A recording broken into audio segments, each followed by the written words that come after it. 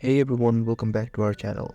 In today's tutorial, I'm going to show you guys how to change your name on LinkedIn. So let's get started.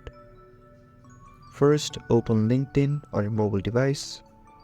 After logging into your LinkedIn account, tap on your profile icon on the top left corner of your screen. Then go ahead and tap on Settings on the bottom.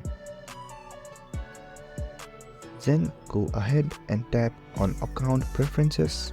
Then tap on Name, Location and Industry. From here, you can tap on the pen icon right here. From here, you can change your first name and last name.